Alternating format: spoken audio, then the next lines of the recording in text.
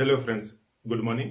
आज के इस वीडियो में बात करते हैं ऐसे लोगों के लिए एक बेहतरीन मेडिसिन जिनकी टेंडेंसी ये होती है कि किसी बात को बताते बताते या फिर कुछ कहते कहते रोने लगते हैं। तो ऐसे लोगों के लिए होम्योपैथी में बेहतरीन उपाय है। एक मेडिसिन है पल्सीटिला जो यहाँ पे लिखा है, और दूसरी मेडिसिन है सीपिया। ऐसे लोगों के लिए अच्छा सूट करती है जो कुछ भी बताते समय या फिर बोलते समय रोने जैसा उनका चेहरा हो जाता है या इवन रोने लगते हैं। तो अगर आपके नियर बाय किसी को भी अगर ऐसी दिक्कत है तो आप समझ लीजिए कि उसके लिए बेहतरीन मेडिसिन हो सकती है पल्सीटिला और सीपिया। आज की इस वीडियो में बात करते हैं पल्सीटिला की, नेक्स्ट वीडियो रहेगा सीपिया के बारे में। तो देखिए दोनों में बेसिक सा डिफरेंस क्या है। एक पल्स है, पल्सीटिला है, दूसरी सीपिया है।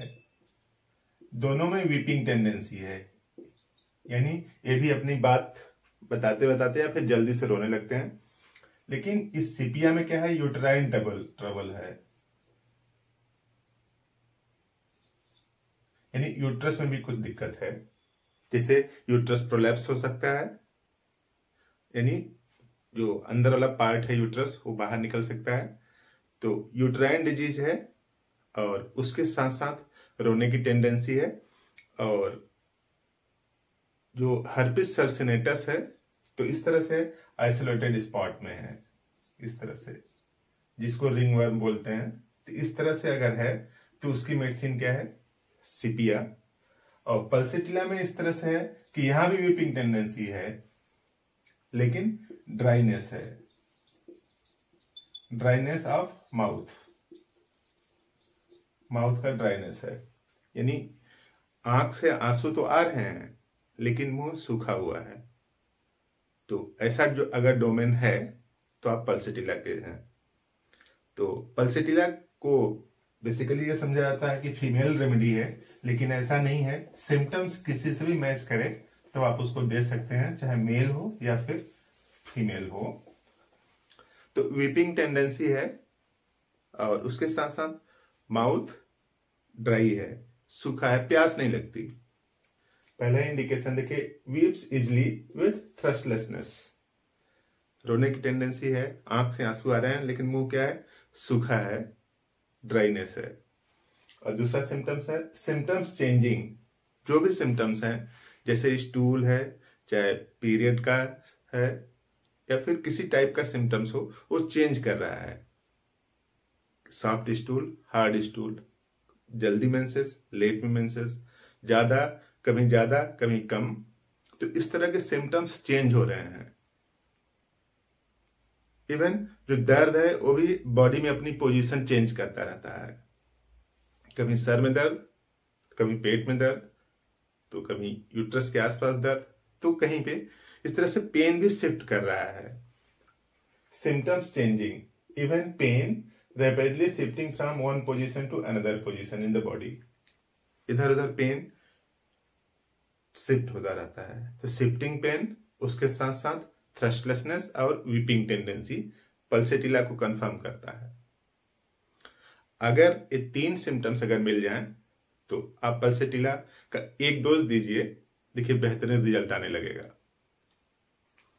और never been well since that age of puberty, यानी प्यूबर्टी के उस उम्र से जब ये हुआ था उसके बाद से इनकी या फिर मेरी सेहत नहीं सुधरी। बोलते हैं मम्मी पापा बच्चों के बारे में बोलते हैं कि जब छोटा था इतनी एज तक, क्लास 3 तक, क्लास 5 तक पढ़ने में बहुत अच्छा था, शरीर भी अच्छी थी, सब कुछ बढ़िया से करता था। उसके बाद से इसकी हालत खराब हो गई और न पढ़ने में मन लगने लगा, इसकी सेहत खराब होने लगी। तो इस तरह का अगर नरेशन है, या फिर अपने बारे में भी लोग बोलते हैं कि इस क्लास तक, इस एज तक मैं एकदम ठीक था, उस समय जब डायरिया हुआ, डिसेंट्री हुआ, एनीमिया हुआ, टाइफाइड हुआ, मलेरिया हुआ, जो कुछ भी हुआ, बोलते हैं कि ऐसा हुआ, उसके बाद से मेरी शरीर टूट गई। अगर ऐसा सिम्टम्स है तो भी पल्सीटिला का डोमेन्स है। देखिए लिखा है never been well since from that age of puberty. कोई बीमारी हुई थी उस एज में, प्यूबर्टी की एज में, और उसका रिफ्लेक्शन यानी उस अवस्था से आज तक बॉडी सुधर नहीं पाई। लोग बोलते हैं, अगर आप उनसे बात करेंगे डिटेल में तो बताते हैं कि उस समय तक मैं ठीक था, या उस समय तक ये बच्चा ठीक था, उसके बाद से ये दिक्कत स्टार्ट हुई जो अब तक चली आ रही है। और कफ ऑन लाइंग, बिस्तर पर लेटते ही कफ आने लगता है, जो ही उठ के बैठ जाते हैं कफ रुक जाता है। और कफ 2 स्ट्रोक में आता है। 2 स्ट्रोक में मतलब एक बार ऐसे आएगा, फिर इस तरह से, जैसे तो 2 स्ट्रोक हुआ। तो अगर 2 स्ट्रोक में आता है तो पल्सेटिला, और सिंगल स्ट्रोक में आता है तो कैलकेरिया कार्व। इस तरह से अगर आता है, सिर्फ एक बार आता है, फिर 2-4 मिनट बाद, 6 मिनट बाद फिर आएगा, लेकिन एक ही स्ट्रोक में आता है तो कैलकेरिया कार्व। अब कई स्ट्रोक में आते हैं, मल्टीपल स्ट्रोक में आते हैं, जैसे धीरे धीरे इस तरह से, जैसे आया फिर इस तरह से ऐसे, तो कई स्ट्रोक में आते हैं तो क्यूप्रा मेटालिकम, स्टेनम मेटालिकम। तो इस तरह से जो पल्सेटिला का जो कफ है वो लेटते ही बिस्तर पर आ जाता है और आने लगता है, और जो ही वही पेशेंट उठ के बैठ जाता है तब कफ रिलीव कर जाता है, आराम आ जाता है या नहीं आता है। और एग्रीवेशन इन क्लोज रूम, यानी पल्सेटिला का पेशेंट चाहता है कि खिड़की दरवाजे खुले रहें, उसको ऑक्सीजनेशन की ज्यादा जरूरत है। जब ही आप कमरा बंद कर देंगे, खिड़की दरवाजे बंद कर देंगे, तो उसको सफोकेशन आने लगता है, अच्छा नहीं लगता। और जिस तरफ दर्द है उस तरफ लेट जाए, लेटने से उसको दिक्कत में रिलैक्स नहीं होता है। उसके अपोजिट साइड, यानी जिस तरफ दर्द नहीं है उस तरफ लेटने से उसको कंफर्टेबल महसूस होता है। और फैट रिच फूड, तेल या तेल से बनी हुई चीजें, अगर तेल उसमें ज्यादा है तो भी उसको दिक्कत हो जाती है फैटी फूड खाने से, ऑयली फूड खाने से। तो इस तरह के इंडिकेशन हैं पल्सेटिला के बारे में।